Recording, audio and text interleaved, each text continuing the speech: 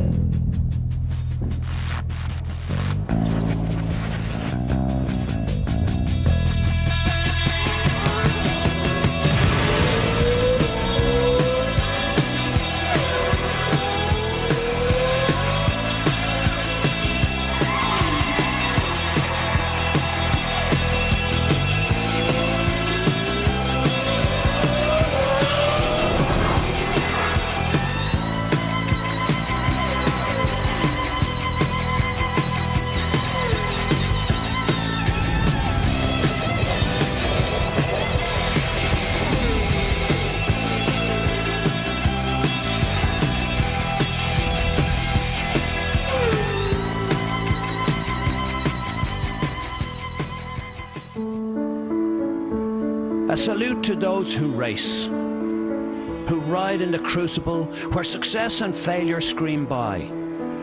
Two contrasting sides, separated only by fractions, by a thin, brittle line. For a while, perhaps, victory and glory are companions. The world, it seems, belongs to you. But never think it is forever. One slip across the line and you are lost. Once a challenger, now no more than a follower. Mark, you need to maintain the gap. Once champions, now only supporting players. Those left in the chasing pack turn to bickering, clawing and scratching as they search for that elusive glory again. Good job, At times, there is also a glimpse through the window to the world outside, where good times and bad have far more meaning than mere sport can offer. Some have to leave the stage while others linger, held fast, thinking the triumph is still close at hand. It is a fine line between he who leads and those left behind in the spray. Vettel's got weight. Yeah, he's got weight. But leads the Grand Prix. What drives them all on?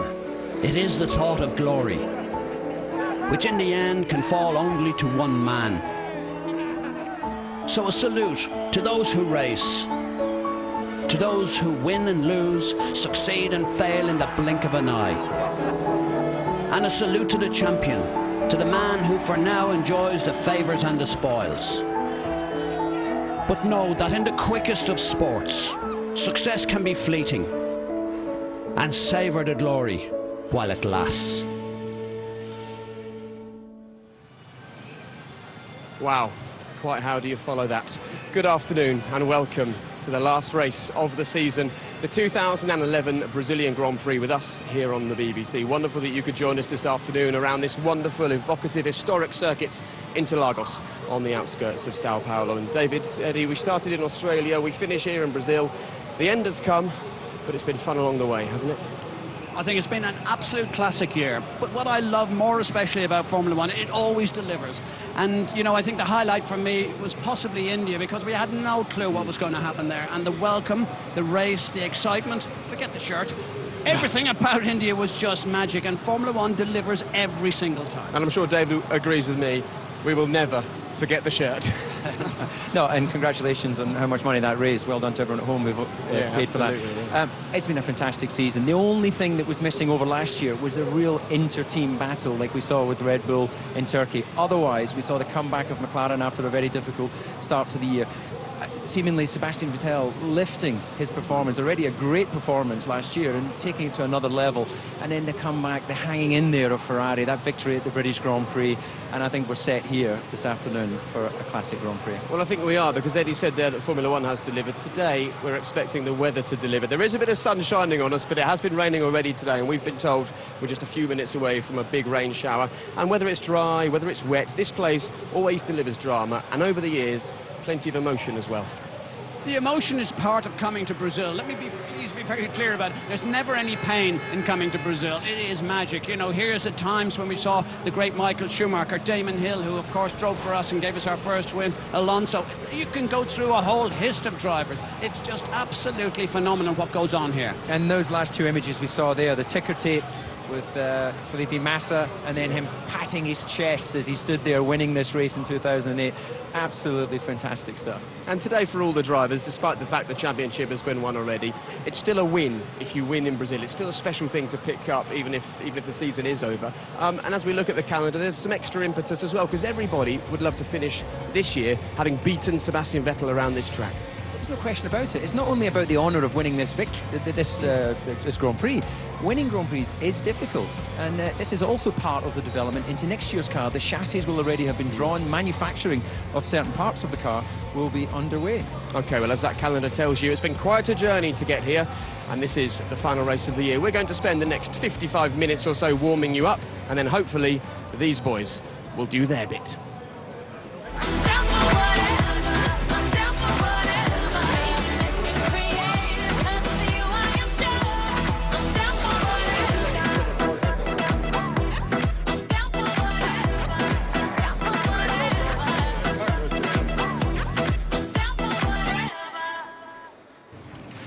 And remarkably, almost half of that grid arrived here today without their futures in Formula One secure, but the same, of course, does not apply to the man who's alongside us, the only man we could start this show with, the youngest ever double back-to-back Formula One world champion. And I wasn't expecting that. Sebastian Vettel, explain yourself. Yeah, it just grew overnight. I think puberty is over now. just was there this morning when I woke up. Finally, you're looking a bit older. Hallelujah. Thank you. I thought you were making reference to something that is the growth here, because you were actually making a start at something there as well. But it's quite a long way to get something. But there's years involved here as well. What I wanted to ask you is something special. How, after the season that you've just had, how do you now come down off this madness and just around the world? What are you going to do for the next couple of months? Well, shave the moustache. Give that a given. Yeah. That will take you a month, the looks of it. And then, as you said, I mean, it will be essential to... Maybe I should take it off. I think you should, yeah. It will be essential to use the break, the winter time to come down, charge the batteries, and very soon actually we go again next year. So isn't much time. Well, I think they're shouting. We know you've got to go, but Sorry, Sebastian, we just wanted to say thank you for being such an accessible and available world champion, from crying on the forum in Japan to throwing Eddie in the pool in Monaco. It's great for the millions of our friends at home who can't come to every race, so thank you very much. No, I enjoyed it. Thank you very much. Thank you. All right, thank you. And that's just a small glimpse at how busy a Formula One world champion is, and I'm quite glad he's gone actually, because otherwise he might have given away this next bit, because up until yesterday Sebastian had picked up 14 pole positions in just this one season. Could he break Nigel Mansell's record and make it 15 in a year? Here's what happened. Sometimes in Formula One, you just have to applaud greatness where you find it. Sebastian Vettel set pole position for the Brazilian Grand Prix, just as he has done at 14 other tracks this season. It was a stunning lap, almost 2/10 quicker than his teammate in an identical car, and in doing so, Vettel broke Nigel Mansell's record of most poles in a season. Pole position. You did it! Yes, baby! You got it! Pretty special. Sorry for Nigel, but not really sorry. But I mean, he obviously took 3 or 4 races less, but nevertheless, it has been an incredible year for us. Almost as excited were Rubens Barrichello and Bruno Senna, who used the home support to deliver impressive laps. Barrichello to 12th and Senna to 9th, in his case 7/10 quicker than his Renault teammate Vitaly Petrov. The other Brazilian in the field looked less sure-footed even by his recent standards. Felipe Massa struggled in his Ferrari. He was beaten to 6th by Nico Rosberg, who was outstanding throughout the session and felt he could have been 4th. Could have been a bit better than that. Just the warm-up on the tyres wasn't great on that last set, so I was struggling, and that was the main reason then. You've out-qualified your teammates 16 times this year. Does that give you a little smile? Yeah, of course, that's okay. Yeah, that's fine. That left the rest to fight over the places behind Vettel. Fernando Alonso's in his usual 5th place, and Lewis Hamilton was disappointed with 4th, being out-qualified by Jenson Button. A great result for the Somerset driver, considering his record here in qualifying. I crossed the line thinking that I was further up the grid than I was, but you know, the other guys obviously did a great job as well in front of me, and and the Red Bull's working well around here, as normal in qualifying. But it's not perfect, but it's a good place to start tomorrow. Mark Webber made Sebastian Vettel work for the pole in the final runs, but the world champion had his teammate covered. What qualifying might have lacked in sporting contest, it made up for in a display of genius behind the wheel. I'm in a good position for the race tomorrow. It's a long one, could have some challenging conditions. Concentration to the maximum and get something good out of it at the end. Last race I didn't finish, so I want to see checkered flag. I think, yeah, the car feels great. We start from the front, and you know, I think this place has always been different, special in many ways, and delivered great races. So Red Bull lock out the front row for the 7th time this season. Jenson Button is right behind, with Lewis Hamilton in the second McLaren. Alonso, Rosberg, Massa and Sutil complete the top 8. Paul di Resta starts 11th with a good chance of points today, while the Toro Rosso starts ahead of the Saubers as their battle in the Constructors' Championship intensifies. Heikki Kovalainen again best of the new teams, while Virgin Racing end the season at the back of the grid. What a disaster for them, of course. Virgin, final race for them being called Virgin before they're renamed next season. They start at the back, but this, car number 9, will start 9th. This is the car that starts 9th, and this is the man who starts 9th. Bruno Senna, who joins us live. Thank you very much for doing this. Now, we speculated after you left us after qualifying yesterday, how will he sleep tonight? How did you sleep? Oh, I slept well. It was obviously a relaxed feeling. But, you know, I was really pleased with my lap, but I'm also pleased with the work that these guys have done, because we started the car not so good on Friday, and we managed to get the car in P9 for qualifying. So it's a massive teamwork, and I think we got to recognize that. I didn't do the job on my own, definitely. Of course.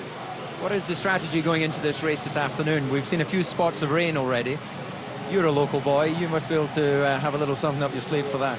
Well, I'm a local boy, but unfortunately I haven't got any experience on this track. Last year was the first time I drove here, but you know, it's the weather is always changeable in Interlagos. I've been here many times where the weather has just been changing. So I think we're gonna have to play by ear. The strategy is the dry strategy. Start with the tires that we finished qualifying with, and push. We see how the weather is gonna play. But you know, if the weather plays up, then it can be a bit more interesting for us. Bruno, the qualifying yesterday was super. And how big a platform do you think that is to convince these people that you're the driver for them next year? I think it's very important to show good performance in occasion. It's very difficult to be consistently good when you start in a difficult condition like this. But you know, if you show promise, it does you good favor. So I hope that a good qualifying yesterday, as it was good qualifying Spa, these things will make people hopeful that I can be like this every time in the future. So experience will play a big part, and if consistency can be, then let's hope so. Okay, we loved the roar yesterday when you climbed out of this car. We were in the paddock and we heard the grandstand go wild. What are you expecting out there on the grid lining up for the race? Just about 45 minutes to go. I guess in the start we maybe have some difficulty to hear the engine noise. Yes, possibly, and they're loud engines as well, aren't they? They are, especially ours with the exhaust right on our ears. Now, the start here is not a flat start, and position 9, you're kind of just at the point where it's running down into start. So do the engineers tell you that might give you a start advantage over the cars in front? Well, it could be an advantage. I think we see how the conditions of the track. Of course, I'm in the clean side as well, which is also an advantage. But, you know, it's one of those things that can be very tricky. But we start with the right tires, and let's hope that the start will be as good as the qualifying, and then the rest of the race even better. Okay, we're delighted that you could join us. Ayrton had his day around here, and now it's Bruno's day, so good luck and endurance out there today. Thank you very much. I have a sneaky suspicion this man will be driving around with a smile on his face. But from one Brazilian to another, Rubens Barrichello, well, he starts 12th on the grid today. He's been in over 320 Grand Prix, but as things stand, he might not be around next year. His future is very uncertain, but that's nothing new to Rubinho. Honda's Formula One team looks set to be rebranded in the new season. My phone ringer was Ross. He said, "Are you ready?" I said, "Oh my, it can be very good, it can be very, very bad." And he said, "Can you be here Friday?" I said, "I can be there anytime, Ross. Yeah, you have a contract, so we want you to drive next year." I went into the house crying, obviously, as you know me, with the gratitude of that moment. And when I told Silvana, oh, that was one of the best days of my life. Was that a dream team, Jenson and you? It was a dream team. Jenson is one of the best teammates I ever had, but also one of the nicest one. Again, I remember he was the first one to drive the car, and when I asked him, he said, we're going to have fun with that. And I believed him so much. For me, it was magical. My memory is Valencia. It's my only recollection of any driver walking up the pit lane after winning a race, and each and every team and each and every driver coming out and applauding you. Can you recall that? Oh, very much, yeah. Valencia was the 100th win for a Brazilian driver. And to see all the emotion, to see that I had to push with one last pit stop. I mean, even I remember Hamilton coming to me and said, you're still that good. You beat me fair and square today. It was really good. So it was a nice feeling, and to see, I remember coming into the pit area, and everyone, I mean, every one of my old mechanics, everyone from my old engineers, and everyone that just enjoy the race, they were there. From the euphoria of that moment, I really must take it up a stage right to where we are, and of course, what looms very large in my memory bank is last weekend, your worst ever qualifying. How low a threshold, how low a point was that for you? I knew it wasn't my fault. I actually came home that day thinking, today I'm going to have a great race. And that's me nowadays, and that's why I'm so positive thinking. And yeah, it was a number. I was at the back, but in one lap I was already 18th, and I had a great race. And I think the attitude changes a lot. Our amazing crystal ball. What do you see there in 2 years' time? Could you stay and bring all your family back to Europe and be a team boss? I don't think so, Eddie. My passion is for driving. I have a sense that whenever I'm a team boss, I'm going to grab that driver out of the car and say, let me have a drive. So it's something that my passion is there, all my knowledge is there. And although I could help a team to build in the way that I do things, even driving, I want to go back to Brazil. I want to come back to Brazil to leave. You're a great friend, massive. They made reference in the press this week that if you get a chance to exit with dignity your unbelievable record in Formula One, no better place than here in Sao Paulo. Would you accept that?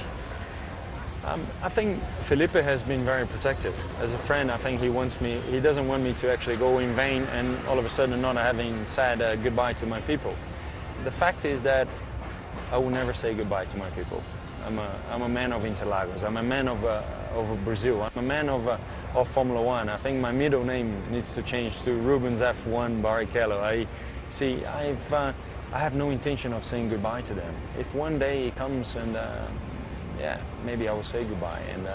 But right now, I'm part of it. I'm so much part of it that it's almost like I feel that I deserve. Next year I'm going to be 40 years old. I'm going to be 20 years in Formula One. I have so much experience, but I have so much motivation. I have so much to go through. It would be bad not to use my service right now. So on that crystal ball, I cannot see in 2 years' time, but I can see myself here next year. And in just a few moments' time, expect this part of the grandstand to go wild when Rubens Barrichello drives out of his garage and makes his way to the grid. Let's walk in actually and just see the final preparations going on in the famous old Williams garage. And Eddie, if I was a team boss in Formula One, regardless of age, regardless of anything else, to see the passion that Rubens showed just then, that's enough for me to sign him up, I think. Yeah, but there is another very significant aspect and benefit if you take Rubens Barrichello. In the 20 years, you count up how many crashes he has, and then you work out what the cost of those crashes and how you work backwards in the crisis that it causes within a team. Rubens Barrichello is a very safe pair of hands, and he has a lot of experience. And, you know, I wouldn't put him out of the equation until the very last moment. And as you can hear, the air guns getting worked on, the engines roaring up, the cars will be going to the grid very soon. Rubens, over 320 races. We know that he can drive a Formula One car, but he lacks the one thing you mentioned yesterday, potential. He's not young. Well, the word potential is overused by many an engineer. I'm sure EJ had it in his design office where they were trying to get extra money for a particular route of development. They say it's got great potential. You can't actually quantify potential, but it gets people excited, and that's where the young drivers come in. You know, you think, well, we know what this guy can do after 20 years. Safe pair of hands, he can win Grand Prix, but maybe this new young thing will be the new Sebastian Vettel or Lewis Hamilton or whoever it happens to be, and that's the problem for Rubens right now. But great passion, great driver.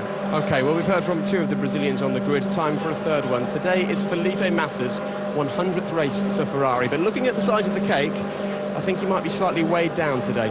He's been talking to Lee McKenzie. Well, Felipe, as if this wasn't a big enough weekend for you here in front of your home crowd, you've now received the world's largest cake. Just explain why we're all here.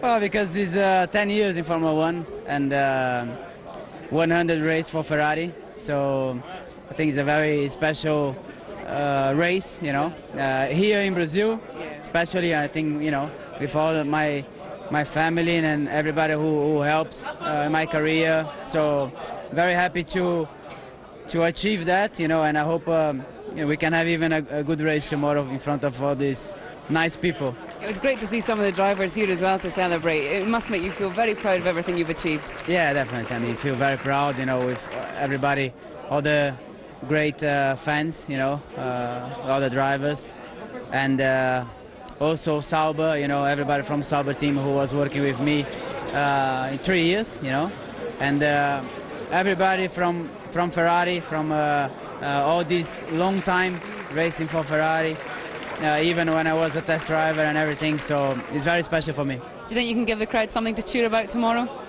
Yes, for sure. We need to use everything, all this great time, you know, this great moment, to put everything in the race tomorrow to have a good result at the end. Just finally, do you think it's a good look-alike? Let me see. I think it's better than me, huh? Don't put yourself down. I hope you have a fantastic weekend. Thanks, Felipe. Thank you. Oh, they're both about as tall as each other, but definitely one of the nicest guys on the grid, and we've got our fingers crossed that Felipe has a strong race here at home. Of course, he won the world title here in 2008 for about 20 seconds before Lewis Hamilton snatched it away, and we're here with Stefano Domenicali, the team principal. Fond memories of those wins. Not quite such a successful season this year. Felipe marked his qualifying session yesterday as a 5 out of 10. Are you brave enough to give us a mark out of 10 for Ferrari in 2011? I mean, for sure, we have to make some priorities. If we give the right car, I'm sure that they will do a good job. And this is for sure the most important thing at home. We need to make sure that everything is going toward that direction. And then, of course, Felipe had a very difficult season this year, no doubt. But I know that he's been through difficult times, and he always reacted. And I'm expecting for him to show to us and to everyone how strong he is. Great. So for this year, 6, 7, 8, 9 out of 10? What would you say for Ferrari's mark? Can you repeat? I haven't understood. For Ferrari this year, how would you mark them out of 10? 6 out of 10? 10 out of 10? I don't give votation outside because they will be used, but I know very well, and my people knows very well what is the votation they gave to us as a team. Okay, very wise. Stefano, maybe you could give us a little insight to where you are currently, which is very close. You know, you were running Lewis very, you know, right down to the check flag at the last Grand Prix. Can you give the public at home an insight as to what is the target for the team in terms of performance? Do you say we need half a second? Do you say we need a second for next year? How do you actually target that, and what is the development program? We have put down, of course, a target in above all the aerodynamic development on the wind tunnel week by week. That, of course, we hope that is enough. But as always, we need to see the first race how it comes, because we saw also last year during the February testing, it was not so clear where it was in terms of performance. So I think that we have quite an ambitious target, and we hope that first of all we can achieve that, and secondly that we can be enough to beat the competitors that are very strong, no doubt. Luca de Montezemolo, your, I suppose, ultimate boss and the boss of the great Ferrari team. He has been quite critical or very factual about what he's expecting from Massa next year. Do you think that helps the head, or do you think that hinders it? I think that, of course, we need to say that everyone has the way to motivate the people, because I am starting from the point that in an organization you do something for the benefit of everyone, because otherwise you are, I would say, you have to be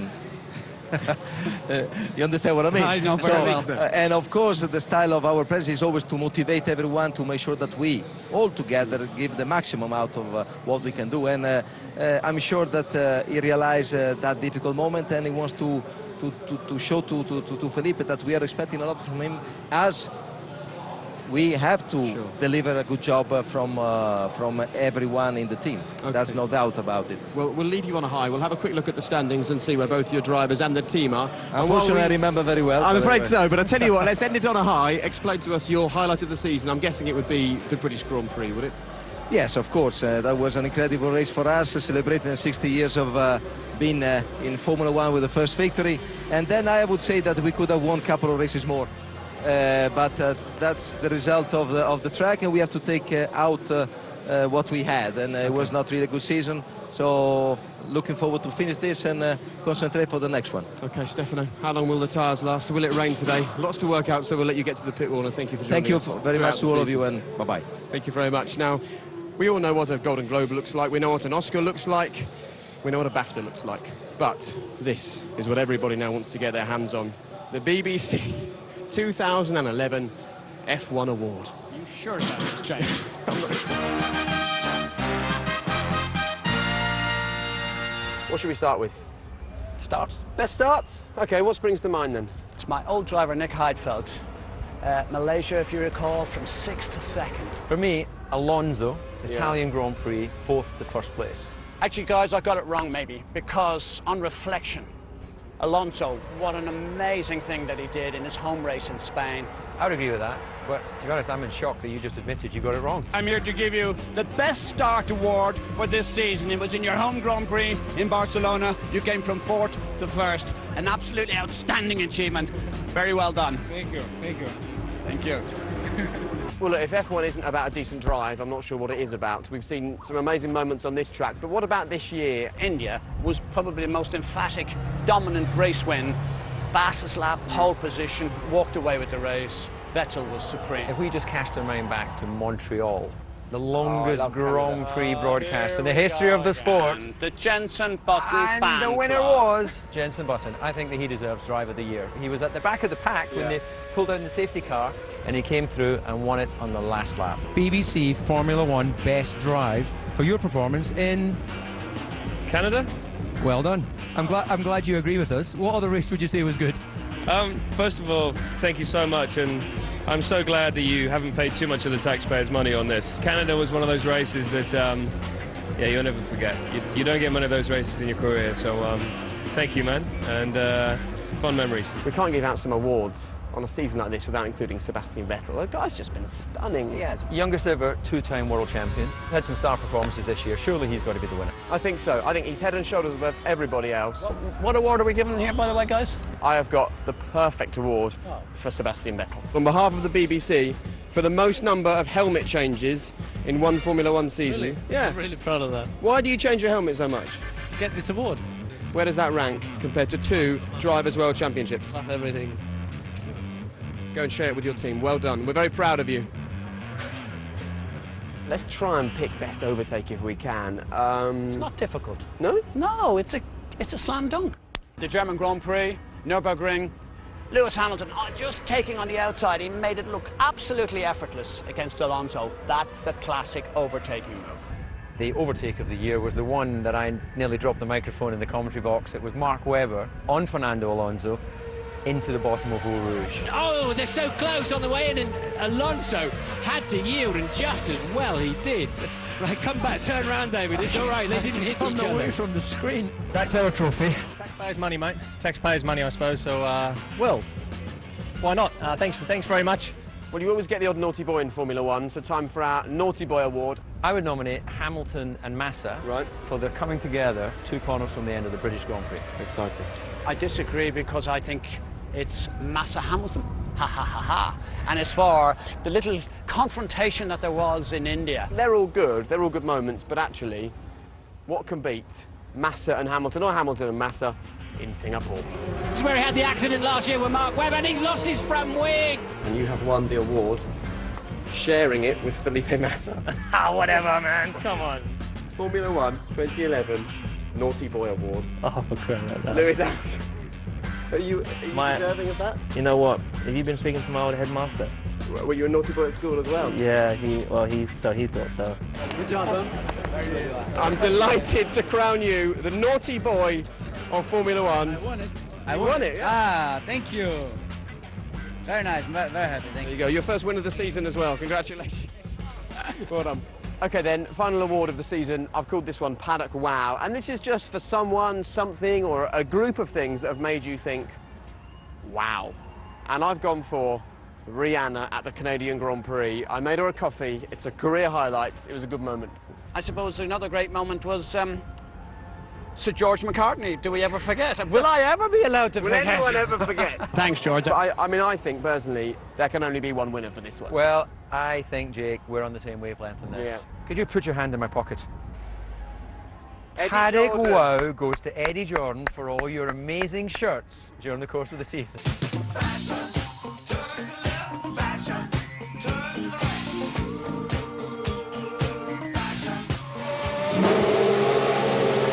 And on behalf of all of us, can I please apologise for the shirts that you have seen so far this season, but also thank you so much to everybody who bid on the shirt for Children in Need. £107,000 were raised by that shirt. If you take a look behind us, you can see Nico Rosberg gearing up to leave the garage, heading out onto the grid today.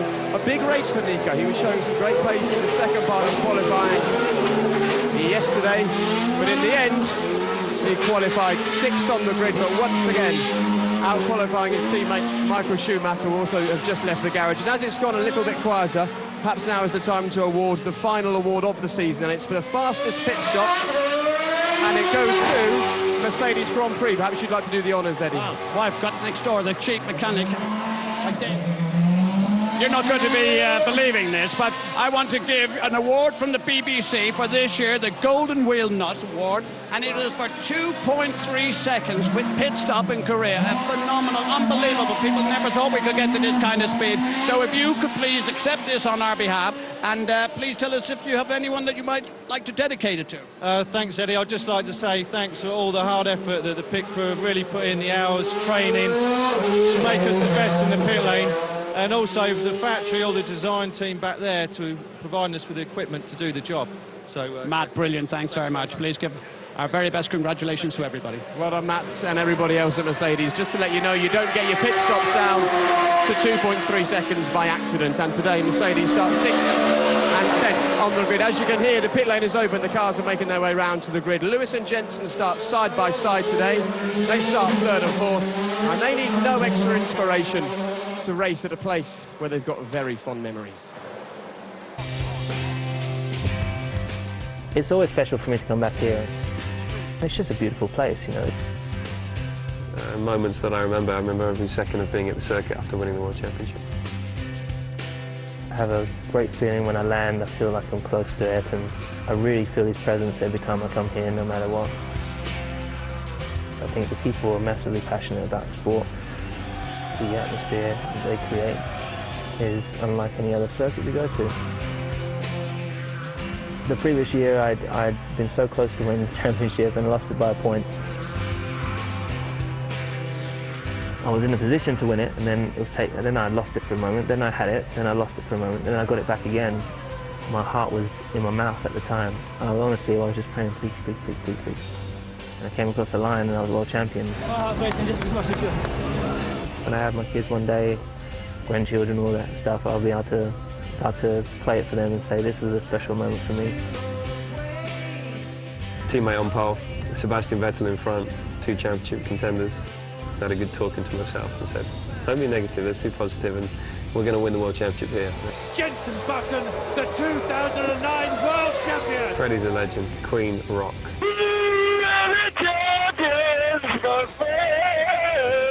I wish I'd had auto-tune. Some of us are good singing live, some of us aren't. Very, very special moment. Yeah, an occasion that I'll never forget. I remember giving you a big hug in the garage as well. And it was all pretty crazy, wasn't it? It was a proper brawl going on in there. Oh, fantastic. Great memories for the fans here, great memories for Lewis and Jenson as well, and we've made our way out the back of the Mercedes garage. Much quieter here in the paddock, and it's lovely actually to come here, having just been to 3 of the newest circuits in Formula One, to come somewhere where it's all about racing passion. It's crumbling in parts, it needs a new lick of paint, the paddock's incredibly cramped, but it's great here, isn't it? You take this race off the calendar at your peril, because this is the one place you look to see where Brazil is and you say, wow, you must. It's a must be there. It's a keeper. You have to be experienced what this passion is about here.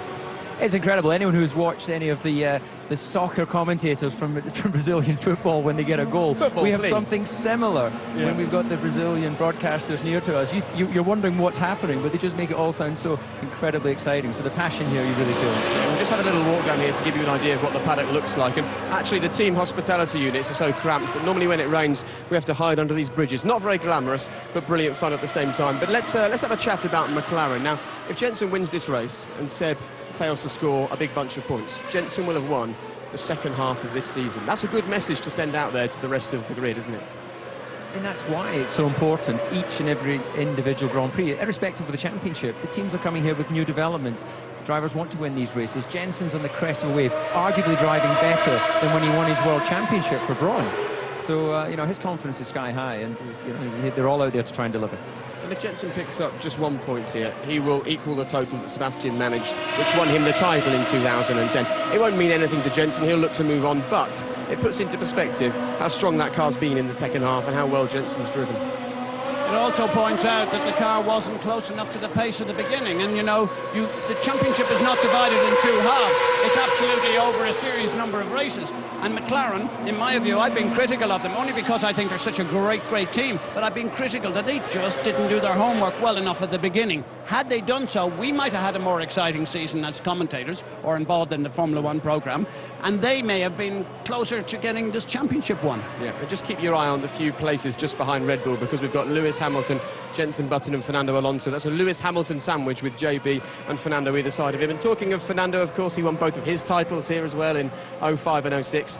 This will feel like so long ago to him now. He will be itching to get this kind of emotion and this kind of feeling again, won't he? Well, indeed, you know, great double world champion, and that seems a distant memory now. He's been one of the great starters this year, and I reckon he's going to be trying to make a move as they get the run. Very short run down to the first corner, but it's an open entry and a very late apex, so the cars can filter in there. So look out for him doing one of his demon starts. We've heard from Stefano Domenicali telling us that Ferrari will be stronger next season. We've heard that for the last couple of years. What will Fernando Alonso be doing over the winter to apply the pressure to that team, to remind them this year, last year wasn't good enough? Well, he will be saying to them, look guys, I can deliver for you. Give me the car, give me a hope, I can win a championship for you. Because he has done so, he has that experience. The problem we have with Ferrari is they don't seem to be giving us the right message, the right vibe, that they're now in a position to challenge for that. That's my problem with them. OK, well, we're getting very close now to the start of the race. There's been some fantastic races around here through the years. Martin Brundle has been a part of a few of them, and he's on the grid for us right now. Martin, for the final time in 2011, take it away, please. Indeed, one of my favourite grids of the year. So much atmosphere down here. I love normally to see the colour of the eyes of the spectators, but they've changed this grandstand. It's only half finished. They've really wrecked that, but there's still plenty over here leaning up against the fence as Lewis Hamilton's cars push to the grid. Second row, of course, fourth place for Lewis, and we've got Sebastian Vettel just coming in behind him, and I wonder if that'll be what we'll be saying later on this afternoon, to stop the drivers sort of ghosting in, having cut the engines and running into people. Some time ago, the mechanics are forced to go and pick them up from the back of the grid. Now this grid, the top 16 are very much pointing uphill, if you can see the slope up to that first corner. Pretty tricky in there as we watch Fernando Alonso now being pushed through in his Ferrari. Tyres coming everywhere. They're still talking about rain. I'm standing on the grid getting sunburned, to be honest. So yesterday, so many of the drivers and teams set their cars up to expect rain this afternoon, and as ever, it just hasn't shown up. Now look at these fans here. They're so close to the racetrack, and this grid is very narrow indeed, and they're looking for their Brazilian local heroes, Barrichello, Senna and Massa, of course. And there is Felipe Massa in that new golden crash helmet to celebrate 10 years in Formula One. That's nothing, of course, to his best mate Rubens Barrichello, who's had 19 and very much hoping for 20. Let's see if we can have a word here with Paul Di Resta as we're waiting for Barrichello's car to come onto the grid. Let's see if we can find young Paul and learn a few things from him. as he's just doing his final preparations. And a change of boots going on here for Paul. Don't you like the other boots?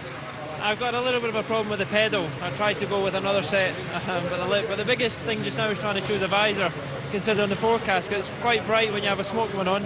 And you have to be prepared in case it does rain, because I'm sure it'll be a pretty big downpour. Yeah, never be out there in these things when with a dark visor in the rain would be my advice. But because when it comes down here, it comes down. What's your understanding then of the weather forecast? It's changing hour by hour, but it looks like it's more and more likely not to rain. There are some showers around, but they're not coming close to the track. So basically, it'll be a shower that develops over the circuit if it happens, and it basically looks like a dry race. And hopefully, our new set of option tyres will pay for that. So you're P11 on the grid. You can choose your tyres to start the race. It's pretty tight into turn 1 and turn 2 here. Yeah, it is. We're also on the bit of the hill that's not quite as steep as the ones at the front. So hopefully our starts will be as good as they have been. And as you said, it's all about keeping your nose clean and hopefully going forward. You need to change your boots. See you later on. Let's wander over and see if we can find Felipe Massa. Bruno Senna's Renault is on the grid. I'm just nervously watching to see if anybody else coming on. It's just Maldonado coming at the back there. And as the crowd look down, I think it looks as if Bruno has left the grid. I can't see him. They all dress in the same overalls, of course. And Alan, is Bruno's not on the grid? No, he just popped off for a way, I think. Okay, and weather forecast according to you guys? Some imminently, but we don't think it's going to actually affect what tyres we're on. It's going to be a very short shower around in 5 minutes' time, and then who knows after that. It's just cropping up. If you look at the radar, it's cropping up all over the place. So, good stuff. Thank you.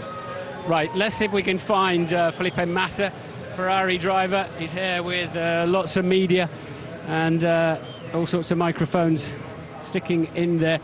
We'll see if we can get a quick word. I suspect he's going to walk up to a tiny little pair of steps over there and wander towards the bathroom, which these guys load up on so many litres of water. He's got another question going in there in Portuguese, of course, the language here. So I will just give it 10 more seconds and have a word. The furthest forward on the grid he is, and I would imagine he'll be getting quite... Felipe, how's it looking, Felipe? Car feeling good? Yeah, I mean, for sure here, it can rain. We need to be ready for everything, so it will be a difficult race, long, it's hot now, and let's concentrate to take all this power from the grandstand and to try to make a good result for them. Wet race is your best chance to win, isn't it, today? Can be, so we need to be ready for everything. Good stuff. Okay, so let's see who else we can find while we've got a few more moments. And Adrian Sutil is over there with Force India. He's had a great qualifying, a man that's, we think, possibly moving from this team next year. It's not something I want to talk to him about on the grid, I don't think, but wouldn't be particularly fair, but I will just doorstep him and see if we can get a few words. Adrian, great grid position. What do you think you can do from here? Yeah, good position. So I think good to start here from P8.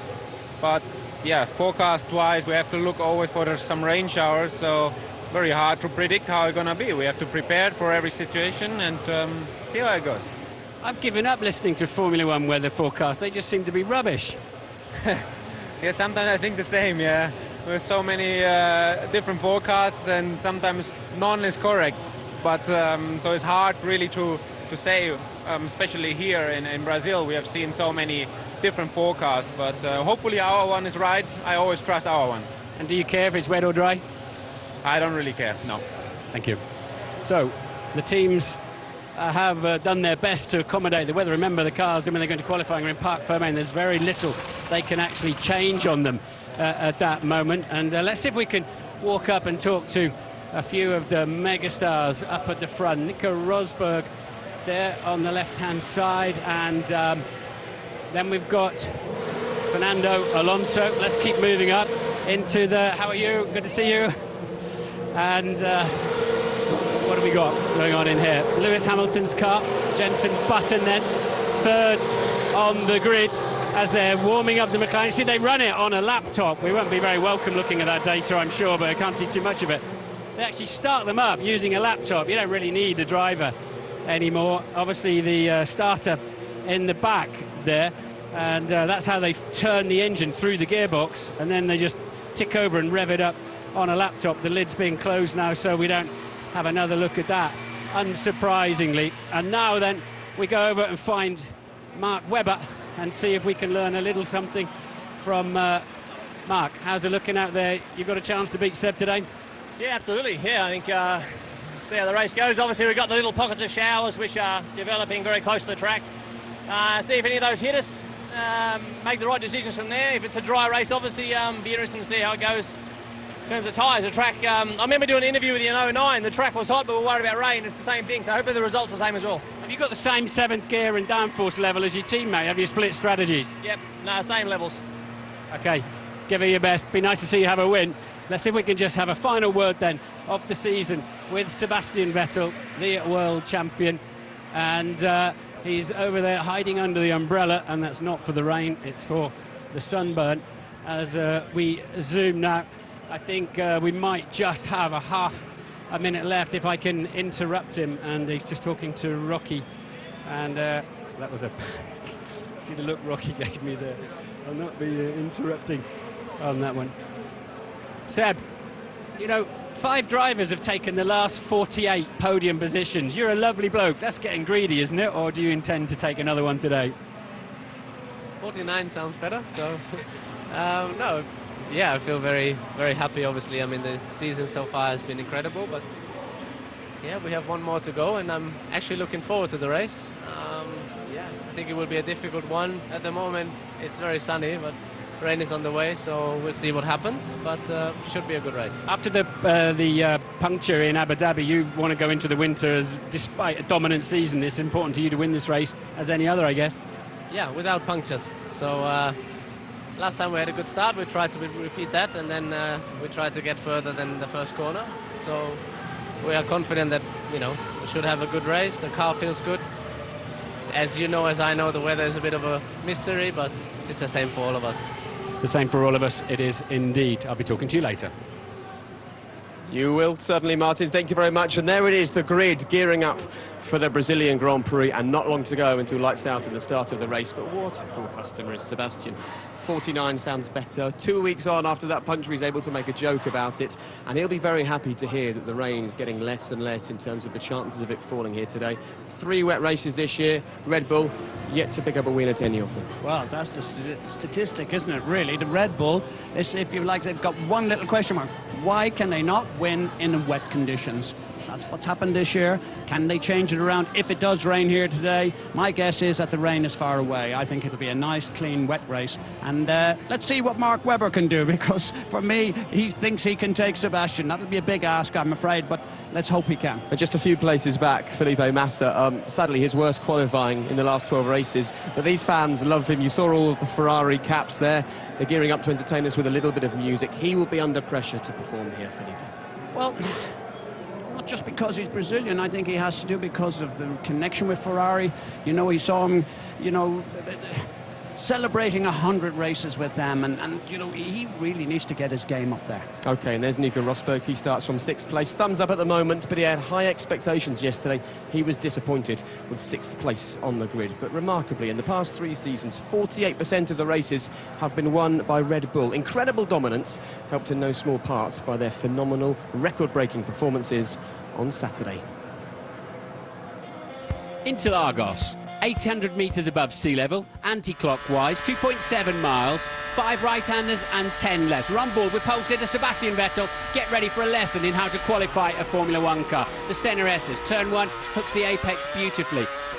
Turn 2, just a mere hint of a throttle lift. Turn 3 already, Curva de Sol, absolutely flat out. And we're in 7th gear as we go down the back straight, rolling gently downhill. Speed builds easily. And spot the braking point for the difficult turn 4, slightly off camber. But he's on throttle before the apex. Turn 5, easily full throttle. And now we're up to 7th gear, heading towards the Ferradura, the horseshoe.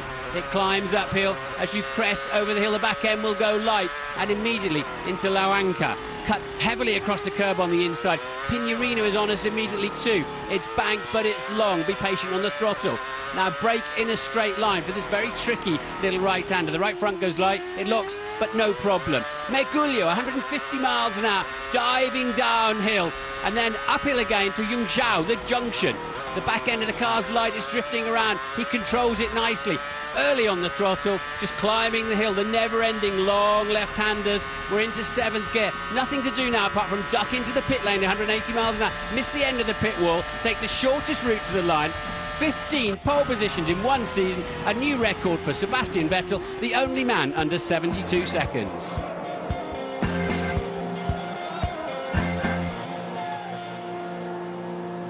And there was the finger once again, but hey, we may as well end the season exactly as it has been all year long. A quick mention about Mark Webber, Sebastian's teammate. He's had a few struggles so far at the starts this season. Seb won't mind that one bit. He won't, and he's had more than a few struggles. He's had virtually every race. He seems to have gone backwards, and that's not his usual form. And he needs to be in top form here if he's going to actually say what he hopefully is going to do, and that is take on Vettel in a straight fight. OK, well, it'll be a straight fight in the dry if Red Bull have their way. Let's take a quick rain check with McLaren. Ted is with Jonathan Neal. Well, Jonathan, would you prefer it to rain, and do you think it will? I've been asked that question all of yesterday and this morning, actually. That's just what the guys there were saying. But all our radar says there are showers all around us, but as you can see, judging by the heat on me here, it's blazing sunshine and heat here. We expect it to shower this afternoon, yes. All the indicators are that it will. Question of when. To your first point, would we like it to rain? Yeah, I think we would, actually. With two drivers like we've got and the setup we've got on here, we'd be up for that. OK, we'll see. Have a good race. Thank you. And there are Brazilian superstars everywhere you look. Look at the crowd gathering around us because Ronaldo has joined us. He's with his son, Alex. The question is this the next Brazilian football superstar? I hope. I can't believe two races in a row. We've got the great man himself. My God, what's happening? You're becoming a real fan of Formula One. Yeah, actually, yeah. What's that? You just go home now. You want to go home? Does this young man not realise there's a wonderful Grand Prix about to happen? Are you not excited about the race?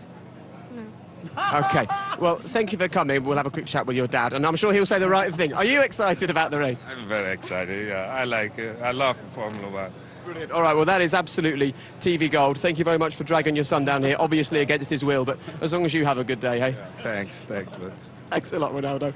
Fantastic. Can we go home now? I thought you were a children's presenter. Are you not one of those great people with young kids? What's happened there? Why do you think I left? Why do you think I left? You frightened the poor chap. Oh, dear. Well, hopefully this young man will get excited about the fact that we've plenty of overtaking here this weekend. We can see the circuit from above, and for the first time, we'll be using DRS here in Brazil. Now, the FIA have said, Eddie, that they don't want to make this too easy with the overtaking. If we have a quick look at where the DRS zone is, we can see it's coming out of the Senna S's, down the back straight. Will it make it too easy? Because overtaking does happen here already. Well, the other thing is if they get the DRS on so quick, there's a danger that they lose the back of the car. We saw that with Massa. He tried something different. The back goes light and then you're in trouble. So personally, I think there's a big ask for the drivers because to employ the DRS that early, you're going to have to be sure that the car is going to be in a good condition. OK, well, despite the fact that Alex has disappeared, let's think of some reasons to get him excited about today's race, and we'll track him down and tell him all of these. The first one revolves around Red Bull. Sebastian Vettel would love to win this race and finish the season in the only way that he knows how, picking up victories. There he is. Well, you know, I have a sneaking suspicion. If things go well for Mark, I think inside that team there is really such a good feeling. And I think that he might just let Mark go for it. OK, there's Rubens Barrichello. He's starting the race in 12th place. He said that yesterday felt like a quali lap. Yeah, he did. In actual fact, bearing in mind where that car has been langling around at the back for such a long time, I think it was a brilliant lap. Yeah, it hasn't felt like qualifying for him much this season. He said he felt like he would have been on pole with that lap today. And there goes Rubens, a kiss for the camera. More than 320 races in Formula One. He's taken part in over a third of all the F1 Grand Prix that's ever happened. He's raced alongside 12 F1 World Champions. Would you like to see him here next year? Well, certainly the way he went about that interview with us, you have to say that sounded like a swan song, didn't it? I mean, he wanted to make that interview. He loved it. He asked us for a copy of it. Not many drivers do that. It was like as if, you know, I want to get a lot of things off my chest here. He wanted to say that he wasn't friendly with Michael, and he just... an outward expression of emotion. And what will be said there by Bernie Ecclestone? Thank you for all the entertainment, but don't do it again, please, next year. Well, of course, he is the ultimate. I mean, normally we used to always say in the past, we're all puppets in Bernie's little scheme, and I'm afraid in this case, Vettel is not, because he's gone on to be so dominant, win so many races, and to win so early in the season. You know, Bernie wouldn't have liked that. OK, you haven't managed this in 3 years of trying. One-word answer, who will win the race? Webber. He's done it. Wonderful. Right, in 1973, Interlagos first reverberated to the sound of an F1 engine. For the 40th time, welcome to the Brazilian Grand Prix as we bid farewell to 2011 in high definition on BBC One and BBC One HD in a way that only South America can.